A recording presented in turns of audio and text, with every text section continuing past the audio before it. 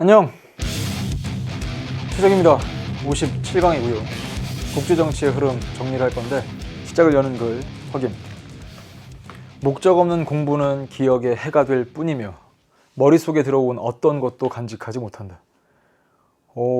머릿속에 들어온 어떤 것도 간직하지 못한다. 이 문장에서 소름이 돋죠. 만약에 이런 일이 벌어지면 공부를 했는데 시험장에서 머리는 하얘지고 아무것도 기억이 안 나고, 결국 이 앞에 있는 표현을 응용하면 목적 없는 공부, 기억의 해가 될 뿐이다. 반대로 생각하면 공부에 목적이 필요하지 않을까. 여러분, 공부를 왜 할까요? 이건 학교 시험 대비니까 학교 시험에서 고득점하기 위해서 공부를 하죠. 네, 그것이 단가요? 그것이 다여도 괜찮습니다. 네, 일단은 그 과정 속에 있기 때문에. 근데 좀 더 의미를 부여할 수 있어요. 학교 시험에서 충분히 여러분 목표를 이루고 나서 그러면 자신감이 생깁니다. 자신감. 이 자신감이 생기면 사람이 좀 커 보여요. 이렇게 커 보입니다. 뭐 어깨가 펴진다. 혹은 반대로 생각하면 자신감이 없으면 위축되죠. 이렇게 위축됩니다. 그래서 선생님이 우리 또 EBS의 적자들, 네, 이건 뭐 미리 그냥 얘기하는 것 같긴 한데, 생각해보니까 선생님이 이제까지 뭐 강의도 오래 했지만 나름 뭐 음악도 하긴 했거든요. 근데 우리 제자들한테 뭔가 응원이 되는 그런 노래를 직접 해본 적이 없어요. 생각해보니까. 그리고 음악 장르 자체가 응원곡에는 어울리지 않는 그런 곡이다 보니까. 근데 갑자기 뭐 이렇게 선생님이 책을 보다가 그러게 내가 성과가 없구나. 강의에선 성과가 있는데 음악에선 성과가 없구나. 그래서 우리 제자들을 위해서 어떤 응원곡을 하나 만들까. 아직 완성하지 못했고.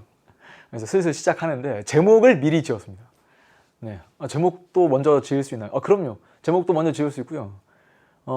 일단 곡을 먼저 쓴 다음에 가사를 붙일 수도 있고, 가사를 쓰고 나서 곡을 만들 수도 있어요. 뭐 다양하게 하는데, 제목이 스탠톨입니다. 스탠톨. 스탠드톨이죠. 스탠드톨. 그러니까 자신만만하다 뭐 이런 뜻, 위풍당당하다 이런 뜻이라고 합니다. 선생님이 영어 잘 못하니까. 스탠드톨. 근데 스탠드톨이라고 발음하기에는 좀 그러니까 스탠톨. 여러분 좀 커 보였으면 좋겠어요.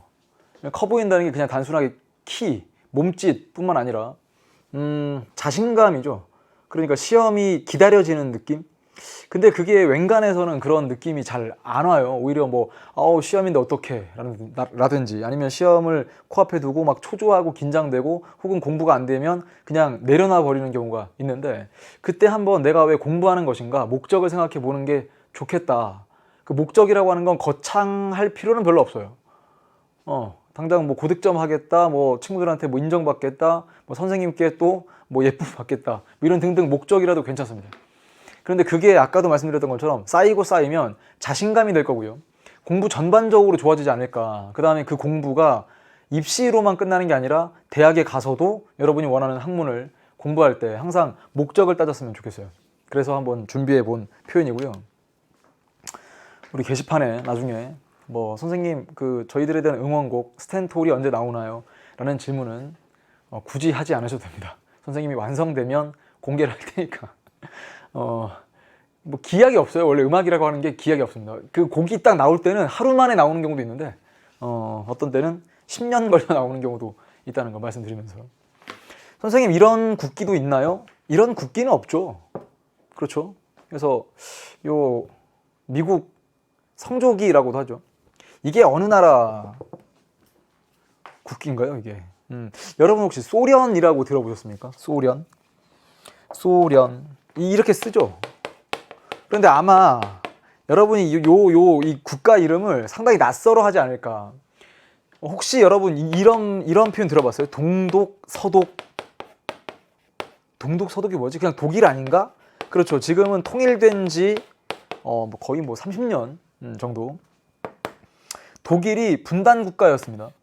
그러면서 동독은 사회주의 국가, 그 다음에 이제 서독은 자유주의 국가였는데, 이게 왜 보여드리는 거냐면, 당시에 이 소련은 소비에트 연방의 줄임말로서 그냥 우리가 그냥 소련이라고 표현을 했던 거죠.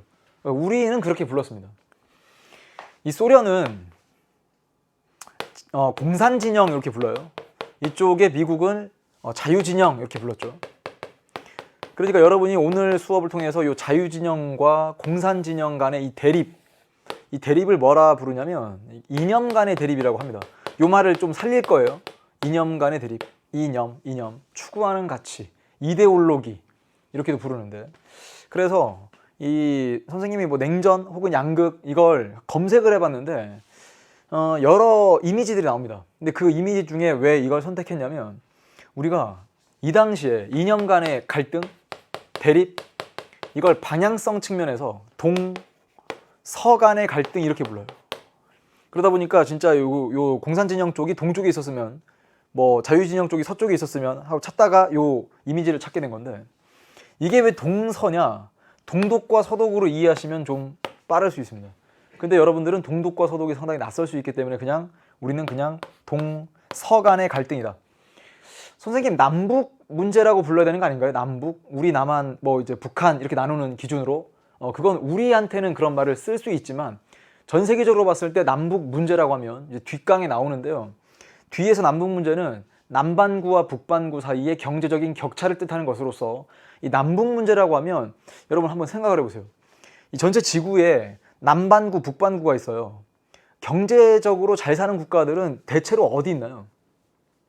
혹은 남반국을 했을 때 머릿속에 딱 떠오르는 선진국, 강대국 느낌의 국가가 어디 있습니까? 그럼 막 생각해보면 마땅치가 않습니다. 그런데 북반구에는 상당히 많죠. 그러다 보니까 뭐 예를 들면 지금 이 순간에도 지구에서 10,000원 정도가 생산된다고 할 때 대체로, 꼭 그런 거 아니지만 그냥 대체로 남반구에서 한 2,000원, 북반구에서 한 8,000원 정도 생산된다고 생각하시면 됩니다. 그러니까 경제적 격차가 남반구와 북반구가 뭐 거의 뭐 1대3, 1대4 이 정도까지 나거든요. 그걸 남북 문제라고 부르고요. 이쪽에 동서 갈등이라는 말을 오늘 수업에서 살리면서, 도대체 그러면 이런 이념 간의 갈등은 혹은 이념 간의 대립은 언제부터였고 지금도 이게 아주 뚜렷하게 지속되고 있는 것인가 라는 국제정치의 흐름을 볼 겁니다. 결국 1번에 국제관계 변화가 나오죠. 2번 오늘날의 국제관계가 나오는데, 사실상 이쪽은 하나의 역사예요. 그러니까 국제정치의 흐름이지만 선생님은 이렇게 표현하는 걸 선호하는 편입니다. 국제정치사, 역사죠. 여러분 역사 공부할 때 다양한 방식들이 있어요. 그런데 연표 정리하는 것도 상당히 좋은 방법 중에 하나죠. 그러면 일목요연하게 뭔가 흐름이 쫙 보이면서 뭐 중간중간에 의미 있는 사건들이 이렇게 탁탁탁 선후 배열이 가능합니다. 선후 배열이 만약에 꼬인다, 어떤 사건이 먼저고 어떤 사건이 뒤에 있는가가 꼬이면 이쪽에서 만약에 학교 시험에서 어떤 사건들을 쭉 나열한 다음에 뭐가 앞선 사건이고 뭐가 뒤에 따라붙는가 라고 했을 때 그게 꼬이면요, 아마 그 문제를 틀리지 않을까. 왜냐면 사건들이 출제될 수 있는 것들이 좀 정해져 있거든요. 굵직굵직한 사건 중심이기 때문에 여러분들은 흐름을 절대 놓치지 말고, 그 다음에 중요한 사건들은 선생님이 다 설명을 해드릴 것이고, 그 사건이 도대체 어떤 변화를 야기했는가 차근차근 따라왔으면 좋겠습니다. 판서가 많을 거예요. 자, 옮겨서 연표 정리니까 우리도 역사 공부하는 것처럼 흉내만 내보겠습니다. 여러분, 연표 정리. 나중에 딱 정리하고 나면 아주 뿌듯하지 않을까. 요렇게 해서 쭉 가죠. 워낙 우리 EBS의 역사 선생님들이 판서를 훌륭하게 잘하셔가지고 부담스럽습니다. 여러분 꼭 비교하지 말길 바랍니다. 이게 부담스러워요. 우선 국제정치 흐름이라고 하니까 시작이라는 게 있겠죠. 국제정치의 흐름, 시작은요, 요 숫자는 암기했으면 좋겠어요. 선생님이 웬만해서는 이거 외워달라, 이거에 아주 중요하다 이런 말들을 이렇게 중요도를 나누긴 하는데, 이건 반드시 암기 이런 말을 잘 안 하거든요. 왜냐면 그렇게 했을 때 나머지 것들이 좀 흐릿해진달까. 강의를 다 들었는데 이것 암기, 그러면 이것만 암기해야 되는 것처럼 남아버릴까봐, 혹은 야 이것도 암기 저것도 암기 다 암기해라 하면 양이 너무 많아지니까, 여러분들이 학교에서 수업을 충실히 들으면서 일단 이 판서된 내용 기준으로 해서 학교 선생님께서 어디를 강조하시는지 이걸 잘 보셔야 되는데, 1648년, 이게 17세기 중반이죠. 무슨 일이 있었냐? 베스트팔렌 조약을 맺습니다. 아셔야 돼요. 조약은 다음 강 가면 국제법을 배울 텐데요. 국제법에서 조약이라 하면 국가와 국가, 뭐 기본적으로는 국가와 국가끼리 이렇게 명시화된 문서의 형태로 주고받는 합의, 이렇게 배울 거예요. 다음 강 가면. 어쨌거나 이때 베스트팔렌 조약을 체결을 합니다. 체결해서 어떤 일이 벌어졌냐, 그리고 이 조약은 왜 체결한 것인가, 그러면 30년 전으로 돌아가 봐야 돼요. 1618. 요 1618년은 아주 중요한 건 아니고요, 요때부터 요때까지가 딱 30년이죠. 말 그대로 전쟁을 치르는데 30년 전쟁을 치렀습니다, 당시에. 그러니까 베스트팔렌 조약은 30년 전쟁을 마무리하는 조약으로서 종교의 자유를 인정받거든요. 얘는 암기 대상이 아니고요. 그럼 생각을 해볼게요. 종교의 자유가 인정되면 그 당시에 여러분 생각으로 교황권이 강해질까요? 아니면 왕권이 강해질까요? 이렇게 상대적으로 교황권은 약해지고 왕권이 강화됩니다. 이런 역사적인 사건을 통해서 그 당시, 여기 17세기 중반이니까 왕권이 강화되고 왕권이 아주 뚜렷하게 서게 되면 이런 개념이 등장합니다. 왕에게 주권이 있어요. 주권, 국가 최고의 의사결정권. 당시에는 17세기 중반만 하더라도 이 유럽에, 특히나 지금의 독일 지역 같은 경우는 뭐 아주 근대 국가가 뚜렷하게 형성되지 못하던 그런 상황이었기 때문에 그 당시는 이 종교의 힘이 상당히 강했다 그러면 국가끼리의 영토 개념이 상당히 뚜렷하기보다는 그냥 하나의 종교권 같은 느낌? 자, 그게 베스트팔렌 조약 이후에 왕권이 강화되면서 왕에게 최고 의사결정권, 주권이 이렇게 더 강화되는 모습이고요. 그 다음에 왕의 세력이 미치는 곳, 그게 바로 영토 개념이죠. 그리고 그 영토에 거주하는 사람들을 국민 개념으로 이렇게 주권, 영토, 국민 개념, 이게 바로 국가 성립의 3요소인데 그게 상당히 뚜렷해지기 시작해요. 그럼 선생님, 뭐 이 베스트팔렌 조약이 출제되면 1648년이라는 거 그냥 묻고 끝나는 건가요? 가 아니라 이제부터 우리가 분석 대상으로 삼는 근대 국제정치의 시작이다, 이렇게 표현을 하거든요. 그래서 우리 교재 보면 베스트팔렌 조약이 체결됨으로써 특히나 유럽에서 주권국가 중심의 새로운 국제질서가 형성된다, 요 말을 기억하셔야 돼요. 주권 국가 중심의 새로운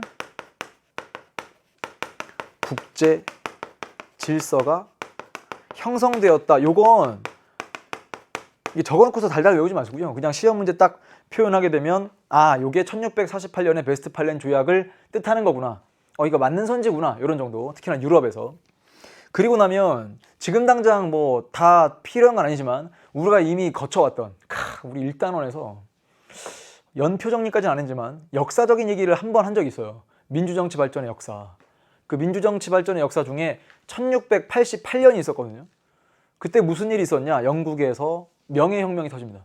그리고 1689년에 권리장전이 채택되고요. 그리고 이제 18세기 넘어오면서 1776년에 뭐 독립혁명, 뭐 그다음에 독립선언서 이런 얘기 나왔고요. 1789년에 프랑스 대혁명, 뭐 인권선언, 이런 얘기들이 요 바로 뒤에 붙거든요. 근데 이건 지금 상황에선 중요한 게 아니기 때문에 그냥 선생님이 대체로 분위기가 이제 17세기 중반에서 18세기 넘어가면서 혁명의 시대다, 그래서 자유와 평등 이념이 확장된다, 뭐 이런 얘기 정도를 전달을 하면서 복습을 하고요.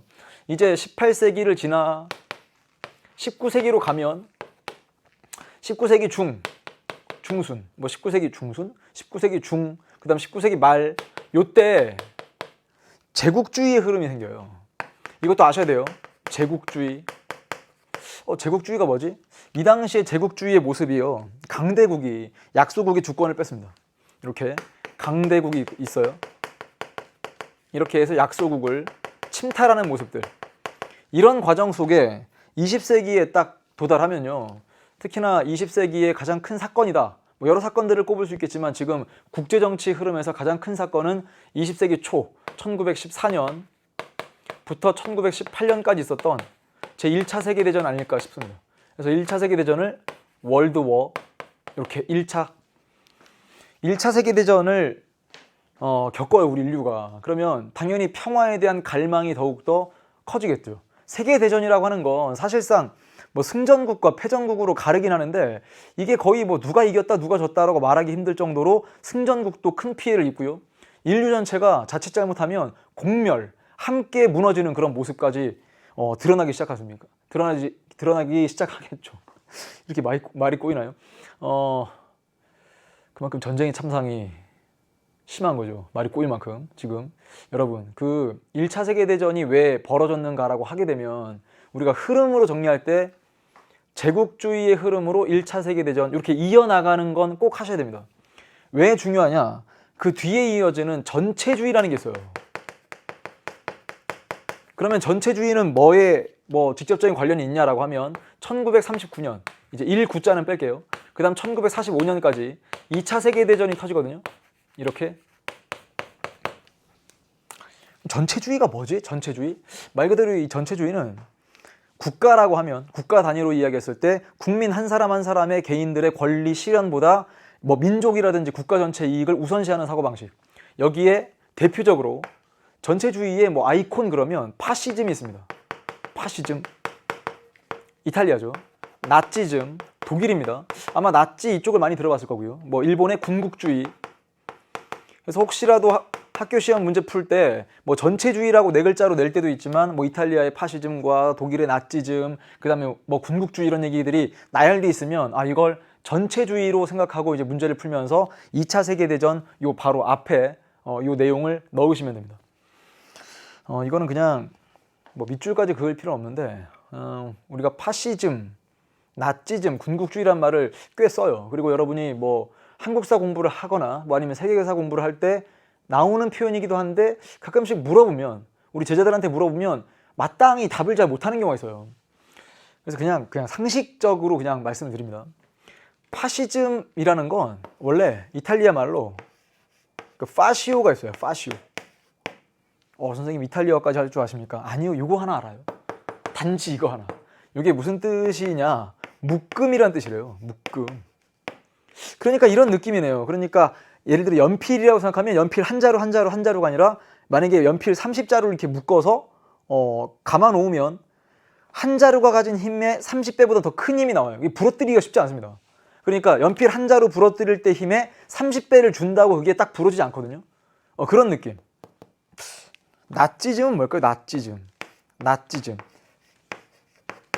나치즘을 선생님도 어릴 적에 여러분 나이 때 공부하는데 그냥 독일의 나치즘, 나치주의 이렇게 얘기하니까 궁금해졌어요. 이걸 찾아봤네요. 독일어죠. 독일어를 한국말로 바꿔주는 독한사전이라고 있죠. 독한사전을 찾아봤는데 뭐라고 적혀 있었냐? 이렇게 적혀 있었습니다. 충격 먹었어요. 나치라고. 이거 읽으면 요건데? 그럼 요게 무슨 뜻인가? 사람 이름은 아닐 거고. 그래서 더 궁금해진 나머지 막 찾아봤거든요. 찾다가 드디어 답을 찾았습니다. 요게 알고 보니까 약자 같은 느낌이에요. 그러니까 이게 정당 이름인데 예를 들면 우리도 이제 정당 이름을 이야기할 때 그냥 앞글자 따가지고 그냥 무슨 당 이렇게 부르는 경우가 있거든요. 이게 국가와 사회를 뜻하는 표현이라고 생각하시면 돼요. 그러니까 국가와 사회를 개인보다 더 앞서서 생각하는 사고방식이라고 생각하면 그러네요. 이것도 전체주의. 그럼 군국주의는 뭐냐? 이 군국주의는 선생님은 그렇게 해석합니다. 나라 전체가 하나의 군대처럼 운영이 되면서 전쟁의 승리를 위해서 나라 전체에 있는 인적 자원부터 물적 자원 모두를 다 총동원하는, 이걸 군국주의라고 선생님은 생각하는데, 이런 것을 묶어서 전체주의라고 정리하시고요. 전체주의가 이렇게, 제국주의가 이렇게 선후 배치 잘 하시면 됩니다. 그러니까 아까도 이야기했지만 1차 세계대전, 2차 세계대전 끝날 때마다 우리 인류는 그런 생각을 했을 거예요. 아니, 평화를 달성하기 위한 방법이 없나? 우리 그렇게 이게 전 세계가 둘로 나뉘어서 싸워야 되는 건가? 그리하여 1920년에, 이거 아셔야 돼요. 1920년에 국제연맹이 먼저 만들어졌어요. 국제연맹. 우리가 이걸 LN이라고 표현하기도 합니다. LN. 뒤에 가면 UN이 나오니까 비교적 의미에서 1920년에 국제연맹이 만들어졌었는데 그 당시 국제연맹에 강대국들이 불참했어요. 힘센 나라들이 이 국제연맹, 우리 세계 평화를 위해 혹은 국가 간의 협력을 위해서 함께 노력하자라는 국제연맹에 강대국들이 불참하고, 그리고 이 국제연맹에서 뭔가 결의한 거, 뭔가 결정 지은 것을 어긴다 하더라도, 위반한다 하더라도 이걸 제재하기 위한 강제력이 상당히 부족했었거든요. 특히나 강대국들이 불참하고 하니까 더 이런 강제성이 부족했겠죠. 그래서 여기에서 많은 반성을 했다. 그래서 2차 세계대전 이후에 잠깐만, 우리가 이거 세계 평화 달성을 위해서는 그 전에 있었던 국제연맹 체제로는 안 되겠구나, 더 강력한 무언가를 만들자 해서 1945년에 국제연합을 만듭니다. 아셔야죠? 국제연합, UN입니다. 뒤에 가면요, 국제기구 파트가 또 한 번 나와요. 국제기구 파트에서 국제연합을 아주 자세하게 정리할 건데, 지금 수준에서는 어디까지 기억하느냐, 1945년 국제연합 창설, 만들었다 이거죠. 그러면 국제연합을 왜 만들었을까요? 라고 하면 국제평화 유지와, 세계평화라고 할까요? 세계평화 유지와 국가 간의 협력 증진, 일단 이게 가장 기본적인 목표로 국제연합이 만들어집니다. 그러면 국제연합이 만들어지고 나서 이제 영원한 평화를 달성하게 되었는가? 그게 아니라, 요 바로 뒤에 가면 뭐 1950년에 한국전쟁 얘기를 뭐 할 수는 있죠. 근데 시험에서는 아마도 1950년 한국전쟁 이야기를 직접 드러내서 하진 않을 거고요. 이제 국제정치 흐름이니까 우리가 한국사 공부하는 게 아니므로, 국제정치 흐름에서는 요 국제연합이 만들어진 이후의 모습을 일단 기본적으로 여러분들이 냉전이라는 두 글자를 기준으로 정리하셔야 됩니다. 냉전. 냉전이 뭐지? 냉전은 뭐 영어로는 그냥 콜드 워라고 하겠죠. 원래 전쟁이라고 하면, 뭐 선생님도 전쟁 세대가 아니기 때문에 그냥 뭐 군대에 갔을 때 사격을 직접 해보거나, 뭐 아니면 선생님은 이런 얘기 또 처음 하는 것 같은데, 지금 57강까지 와서 처음 하는 것 같은데, 선생님이 군복무할 때는요, 육군훈련소 조교 출신입니다. 그래서 거기서 선생님이 지금 이 자리에서는 여러분에게 정치화법을 강의하지만, 그때는 이런 걸 가르쳤어요. 뭐 이게 사격 자세 이런 것도 가르치고, 그 다음에 이제 다양한 것들, 뭐 수류탄 투척하는 방법 이런 것도 막 가서 시범도 하고, 총검술 이런 것도 가르치고 그랬던. 그래서 지금도 막 말투가 딱딱한가, 이 몇 년이 지났는데요. 그런 생각도 가끔씩은 하거든요. 선생님이 딱 처음에 군입대에서 훈련병 시절에 총을 직접 그 사격을 했을 때, 그때 느껴졌던 그 소리에 대한 그 충격적인 느낌, 아직까지 갖고 있어요. 아무리 큰 소리를 어디선가, 만약에 뭐 공사판에서 뭐 이런 게 큰 소리가 났다, 그 소리랑 비교할 수 없을 만큼의 총성 한 방이 그만큼 크게 공포로 다가오더라고요. 근데 만약에 전쟁이 났는데 막 어디는 폭격이 떨어지죠, 뭐 그 다음에 또 막 총이 한두 발이 나가지 않겠죠. 그 다음에 사람들 비명 소리부터 시작해서 어디가 또 막 무너져 내리는 소리. 그러면 이거는 어떤 느낌일까요? 사람들은 그냥 아마 자기 삶을 누릴 수가 없을 겁니다. 원래 그렇게 전쟁이라고 하면 열전이죠. 열전이라고 하니까 막 뭐 총, 그다음 뭐 폭탄, 뭐 이런 이미지일 텐데, 냉전은요, 차가운 전쟁이라는 뜻이니까. 그래서 그 당시에 자유진영 중심으로 했던 그 미국 중심으로 했던 자유진영과 소련 중심이었던 공산진영이, 사실상 미국과 소련이 직접 싸우지 못하고 뭐 스파이전이랄까, 정보전이라고 하죠. 그래서 그걸 냉전에 비유하는 겁니다. 냉전이라고 부르는 건데, 이 냉전기에는 양극 체제였어요. 아셔야 돼요. 양극 체제. 그러니까 이 냉전이라는 것을 기준으로 하여 냉전이 어떻게 형성됐는가, 이거 하나 따지시고요. 그러다가 냉전이 완화되다가 나중에 냉전이 끝나는, 종식되는 모습까지 쭉 나열을 하셔야 됩니다. 일단 1947년에 미국에서 당시 대통령 트루먼 대통령이 독트린, 이건 그냥 선언이에요. 선언을 그냥 영어로 표현하면 독트린인데, 트루먼 독트린 그리고 마셜 플랜, 이게 같은 쌍이라고 생각하시면 되는데요. 어떤 뜻인지는 얘기를 할 거예요. 트루먼 독트린과 마셜 플랜을 이해하려면 그 당시의 유럽 모습을 살짝 보셔야 됩니다. 아까 공산이냐